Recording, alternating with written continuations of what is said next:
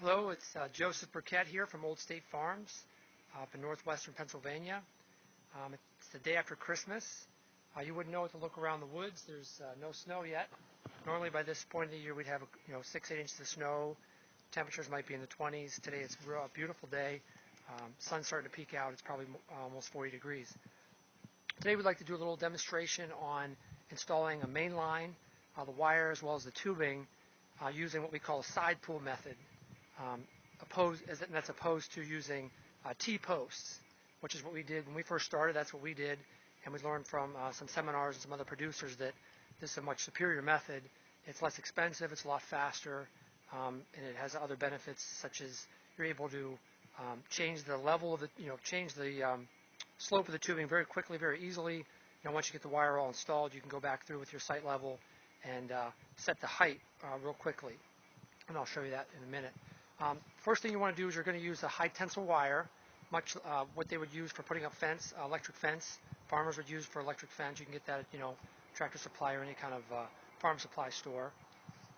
What you do is you're going to anchor that main wire to 2 points. This is a 400-foot run. It's only a small 3/4 inch line. There's about 50 taps here. It's a little grouping of trees. We've just never gotten around to tapping, and this year I decided, well, I'm going to do it. The main line that we're tying into is 1 1/4 line that services about 600 trees up in the woods that way. You probably can't see them, but those have been in about probably 8 or 9 years ago. This little grouping here, like I said, it's only about 50 taps. We've gone with a 3/4 inch tubing, which would definitely be adequate for the volume of sap, but we didn't want to use anything smaller because we want to get we want to get a lot of vacuum up in here, up into the woods if we can, and a smaller tubing, a 1/2 inch, might not do that as well.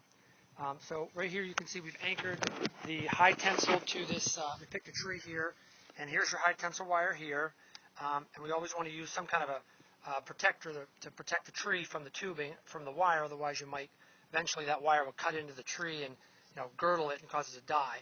So we use just some of our 5/16 tubing for that, and I'll be anchored in here, and then way down there, 400 feet, I'll walk all the way down there, but that's where we have it anchored at. So you're going to go ahead and pull that as tight as you can. And then what you do, you're going to go through the woods, and every, maybe 30 feet or so, you will pull it off to the side. And what you're going to do when you do that is you're going to slowly put tension on it. And after you do that every 30 feet or so, you'll see that the wire gets very, very tight. And that's very important because if your main line is loose, when this 3/4 inch line begins to fill up with sap, it can cause sags. And side-to-side movement, the zigzag, which is caused by the side pull method, that side-to-side movement is not a problem because the sap can still flow. It's when you have sags up and down that can cause vacuum locks or slow transfer of vacuum. You want to be able to have the pipe filled with vacuum and sap at the same time. So if your sap is on the bottom, maybe say 1/4 of the tubing, and then the top 3/4 is able to have vacuum transfer back into the woods, a constant supply of vacuum back to the taps. So here's our first side pull that we did, and I didn't have any trees real close by, so I did use 1 T-post. But normally the idea here is you don't use T-posts because they are expensive. There's a lot, you've got to carry the things back into the woods, and carrying a bundle of those 1,000 feet, that's quite a job. So you're going to go ahead and just wrap piece. We use aluminum wire for the side pull wire, and the reason for that is the aluminum wire is softer and not quite as strong as this high tensile right here. So if a limb were to fall down, this wire would potentially break first and allow this to just lay down on the ground rather than causing a big a divot, in your wire. So we've pulled on this, put some serious tension on this to the side, and then you just do it real quick. You just loop this around, and now you've got 1 anchor point there. And we'll walk down here a little further, and I'll show you. We've just done this, like I said, every 30 feet or so. You pull it off to the side, and again, you want to use some kind of tubing, something to protect the tree that you're going to use to wrap around. So here's our anchor point, and we've just pulled over on this. As you can see, this is real tight. Once you get your main wire, strung down through the woods, you're going to go back then and you're going to put your tubing in. And what you want to do is you don't really want to follow the zigzag pattern. You want that wire, the tubing, to be as straight as possible, because Once you anchor your tubing at both ends, then you're going to go ahead and pull your tubing over to your wire, and that causes the tubing to be nice and tight as well. And like I said, you want that to be as tight as you can get it so that you don't have sags once you begin to fill that tube with sap. Once you've run your tubing up through the woods, then you're going to go back through, and every 2 to 3 feet use a wire tie. And it's just a small little piece of aluminum wire that has 2 little ears on it, essentially. And here's one here. And what it does is you can attach your tubing to your wire. So you can see how this is pretty nice and tight. I'm pulling down on this, and I'm hardly able to get any not much of a sag there. And I've got one here, and then here's another one about 2 feet away. We've just done that all the way down through the woods on attaching the main tubing to the main wire. And so now, once you've got that done, when you're ready to begin to set your slope, you don't want your tubing to go up and down, up and down. You want it to be a constant slope down through the woods. We can easily go through and push on that. I could pull that wire. If I wanted to raise the slope up, I could put that wire, move from here up to here, and that would raise the main line up a couple of inches. So this is the slope here is very natural. We're just following the contour of the ground for the most part. But if you had an area where the slope was, you really had to have a really, pay real close attention to the slope, you could easily adjust this all the way down through the woods just by moving these wires up and down the tree. Whereas if you have it on a T-post, you've got to go back, unclip the wire, move it, reclip it.